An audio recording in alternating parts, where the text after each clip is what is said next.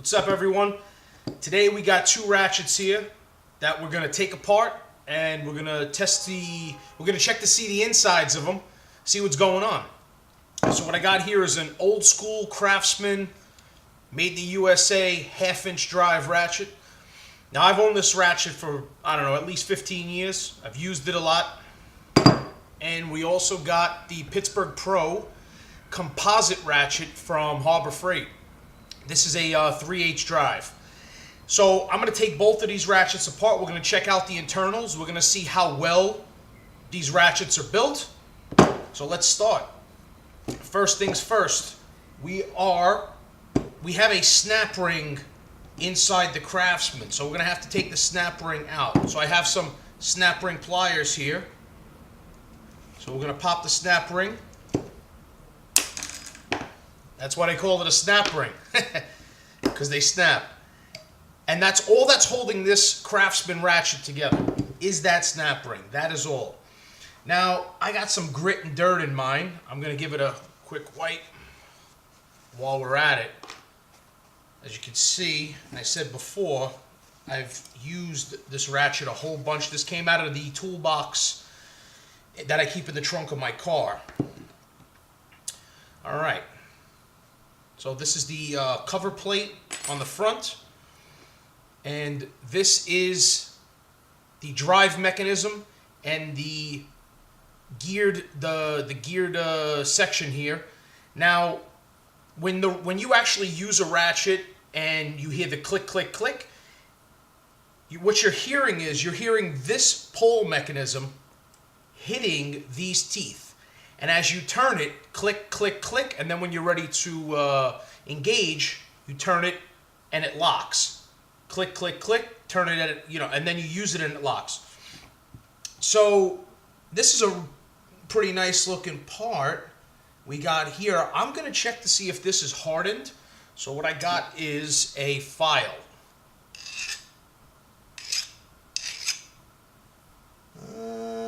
I tell you the truth, it sounds like it's cutting. It sounds like we're actually cutting. I don't believe this doesn't feel like it's really hardened. I'm using a Nicholson file right here. No, this is not hardened. I don't know if you can see it. I'll try to bring it up to the camera. I actually just shaved about the corner off a few teeth with this file. I actually would have figured that the Craftsman, the American-made Craftsman, right here, would have had a hardened gear here. Well, it doesn't. So what we're going to do is I'm going to put this thing back together. So as you flip the switch on the back to change the direction, what's happening is you're changing this pole section from one side to the other. And it's spring loaded. That's why you get a little bit of resistance and you hear that click click click, because this is spring loaded to engage the teeth of the gear. Okay. So we're gonna put this aside. I will put this together later. Next up, we got the Harbor Freight 3/8 drive composite ratchet, the Pittsburgh Pro. Now, this uses a single snap ring, this old school Craftsman. On the Pittsburgh Pro right here, you have torque screws. There's 3 screws here. So you have one screw holding the selector lever here. That's the center one. And you have 2 that actually hold the main plate on.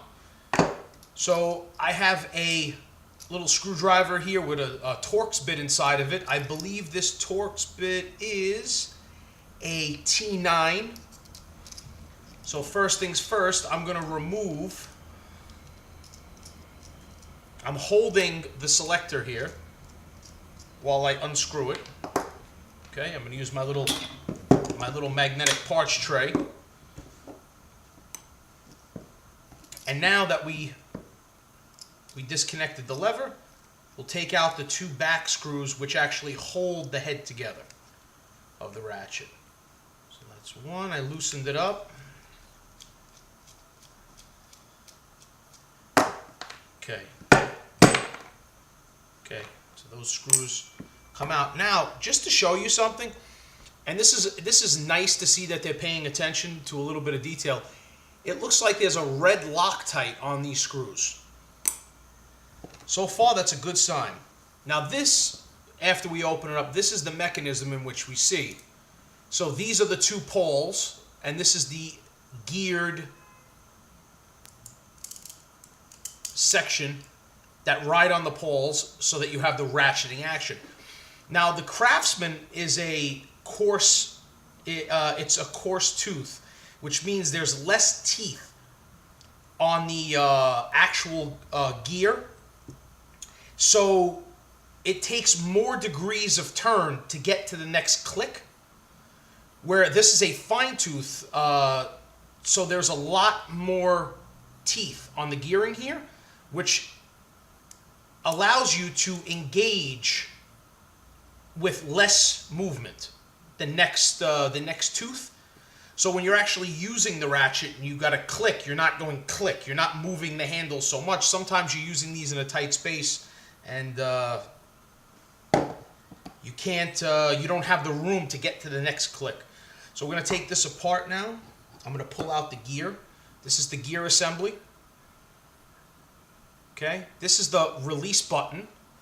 This is the spring-loaded release button for the ball bearing in here, and this is so that the sockets don't easily slip off. We're going to check to see if this is hardened.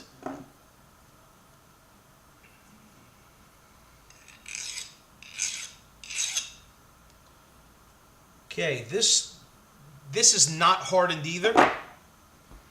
So I don't know if you can see, I was able to shave some of the metal off. So neither of the teeth are hardened on either the American-made Craftsman or this Taiwanese-made Pittsburgh. Now maybe they do that to, they keep the teeth on these fairly soft so that they can endure more shock. If these were hardened, fully hardened, there's a chance that under impact, that like if you get on the wrench really hard, really quick, you might be able to chip a tooth. Maybe that's the thinking behind it. If any of you guys know who are watching, put some comments below and tell me if you actually know the answer to that question. I'm only assuming right now. Okay, we're going to check out the pole section right here. So I'm going to remove this while holding the poles because these are spring-loaded. As you can see, these springs keep the tension on them. I have a pair of tweezers here. We're going to gently remove these poles. Now I want to check to see if these poles are actually hardened. So we're going to check these now. Yeah, that's hardened. You can hear it. As opposed to, it has that higher pitched, almost like I was running this on glass. That means this is actually hardened, which is a good thing. So I guess by design, they kept the steel for this softer, and the actual poles for the ratcheting mechanism, they hardened this piece. So it looks like they did it based on design. And these are our springs, and this is our other pole. So there we have it. Now it looks like there's a little bit of grease in here. Very, very, very little grease. If you look at the gear, there's almost no grease on this gear. There's the faintest whiff of grease right here. Super, super faint. So what I'm going to do is, when I put these back together, I will lubricate them. Oh, and just to check out the Craftsman, there's a very light oil inside of here. It's very, very, very light. If you can see, it kind of looks a little wet. What I'm going to do is I'm going to see if I can get this pole mechanism out, because I want to test to see if they actually hardened that. If I can get this out, It's under tension right now.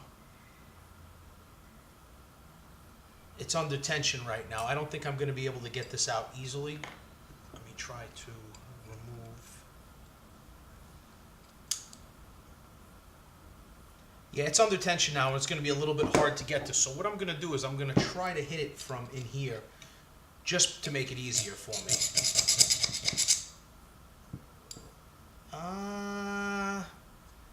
I might be getting a little bit on here.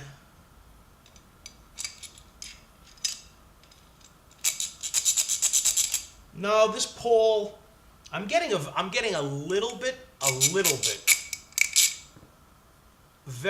getting a little bit. It seems to be harder than the gear teeth, but not as hard as these. Because when I do these, I'm not getting any. I'm getting almost nothing on these poles. So these ones are fully hardened, and this one, I'm actually getting a little bit right here. As you can, I don't know if you guys can see the shiny bit right here. It's hardened, but not hardened to the level of these. Now maybe that's just by design because this is a larger block. Anyway, I'm gonna put these back together now. I hope you guys enjoyed. I'm gonna put these back together now, and they'll go back into my toolbox. I bought both of these. I don't receive any tools from any company to do reviews. When I do put them back together, I will use a little bit of grease, and I'll put a little dab of grease inside so that these are lubricated. They actually will operate a little smoother, last a little longer. So it's time for me to put these back together. Figured I'd film it. So we're going to use a little bit of grease, and what I'm going to do, I'm going to put a little bit on this paper towel. Now I put a little bit on the paper towel that I'm going to actually put inside of the mechanism so I don't have to keep sticking my finger into the grease, possibly contaminating the grease. Because if I'm working on a part and it has old grease on it, little metal shavings, stuff like this, if I stick my finger into the tube of grease, use it, and then need to stick my finger in again, there's a chance I'm going to contaminate the brand new grease. So what I like to do is I like to put a little dab like this on a paper towel because I'm only using a little bit. I'm only using a little bit of the grease. So that's a little trick of mine. Let me get the grease out of the way. First things first, I'm going to put together this Craftsman. So the Craftsman was a simple disassembly, and it should be a pretty simple installation too. So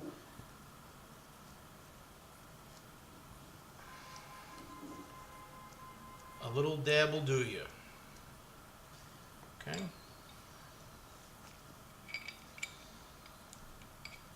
Okay. Okay. We're all good now. With that, I'm going to put on the cover plate. I'm going to give the cover plate a light inspection just to make sure everything is okay. Cover plate goes back on. Snap ring.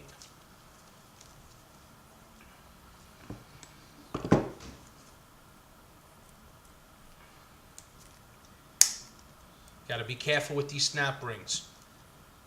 A snap ring is a type of spring, and you saw how I used my fingers to hold it? Just like before when I was trying to give you guys a better view without sticking my fingers in the way, it slipped off and the spring went flying, which could easily hit you in the face, or you could lose it. It could go flying across the room, your dirty floors, you're working on a job site or outside.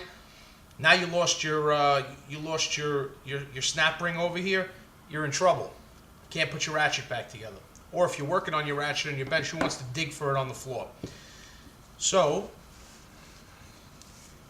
I'm going to give it a quick wipe. I'm going to wind it up. I'm going to switch the gear. I'm going to wind it back. So what this is doing is this is smearing that little bit of grease through all of the mechanism. So that one's back together. Now, this was really easy to take apart. The only thing is you need a snap ring plier. Kind of a specialty tool if you're not working on snap rings and stuff like this. But again, these are Pittsburgh. I got these in Harbor Freight. I paid, I don't know, maybe $4 or $5 for a set, which has 3 different heads that clip onto this. So I keep them around for jobs like this.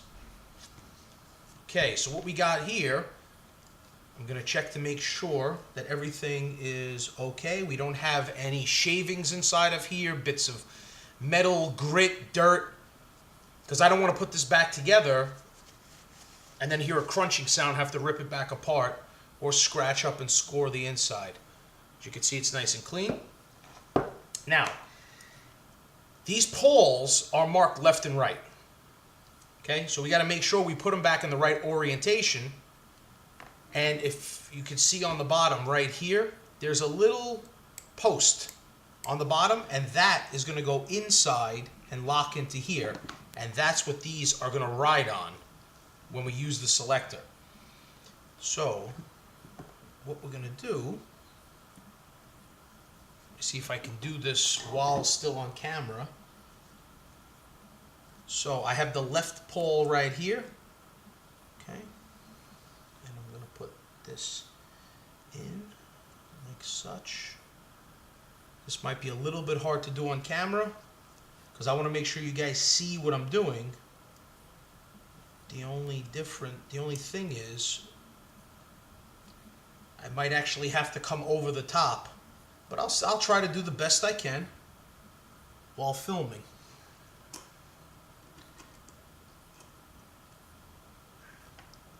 Okay, so you see I'm holding this one. I'm going to slide the next pole over, and I'm actually going to hold the right pole with, I'm going to use the right pole to hold the left. And once I get the spring where it needs to be,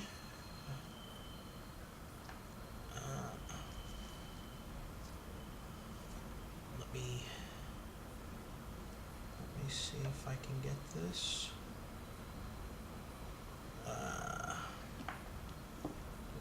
Hopefully you guys can see what I'm doing, and my big floor draggers for hands over here aren't in the way. Alright. Okay, so we got the mechanism back together. I'm going to install, at least try to install, this piece, the selector knob, which is going to be a little bit hard to do. Need to open it up just a hair. I'm going to use the tweezers. Actually, I'm going to use my hand. See, up. There we go. So we're going to try. We are going to try again. We are going to try again. Spring loaded, and that's what you get sometimes when you're ripping these things apart. Actually, you know what? I think I might have had the spring in backwards. I think the large part is supposed to be on the pole. Alright. So, what I learned here from ripping this apart is that I'm going to come through with the gear selectors after the first pole is in. Okay. I'm going to come in with the gear selector. Okay. And then I'm going to come back down on the mat. Alright. So that takes care of that. The second one's going to be harder to put back in.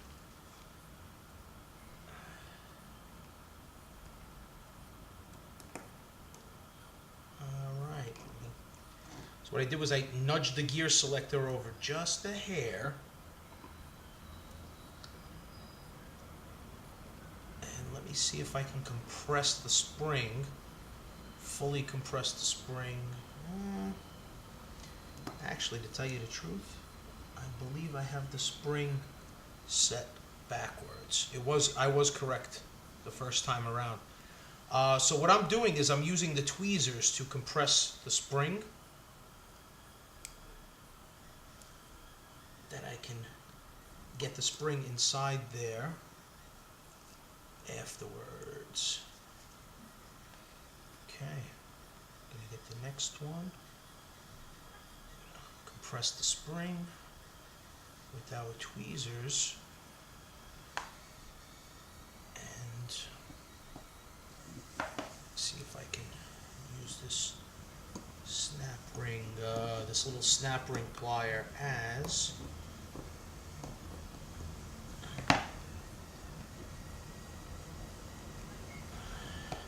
I switched the gear lever over just now to try to, there goes the spring. All right. Fell on the floor, but was still persevering forward. Now, I don't tear tools apart too often. Usually when there's a failure or something happens, if I hear a noise, or if I break it or something like this, I might take it apart to inspect to see what's going on. So it's not something I do all the time, but it's something that we can do. So I'm going to get this back in. Oh, just before I put this back in, I'm going to give it that light coat of grease. Just a light coat of grease. Okay. Put this cover plate back on. So the small screw is the one that hooks up to the selector. So we're going to screw the selector in first. Okay? And the longer screws go through the back of the ratchet head.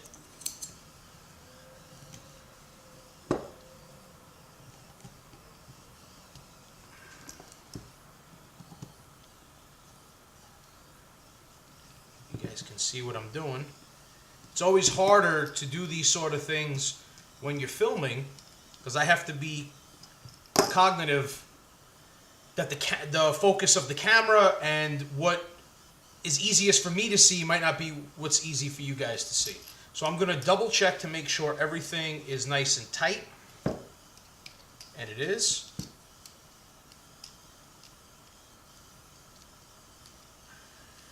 Okay. And we're going to spin the ratchet so that the grease evenly distributes. We're going to hit the gear selector. I'm going to switch it back, and everything is good. Well, I hope you guys enjoyed the teardown and the rebuild, checking out the insides, seeing the two different mechanisms between these ratchets, the two different ratcheting mechanisms and poles on the inside, and how the ratchets come apart and how they're made. Well, I hope you guys enjoyed. If you do, share your comments down below. I'd love to hear from you guys. And if you have any ideas or things that you'd like to see from this channel, feel free to comment, tell me, and I'll try to make a video for that. Have a good one.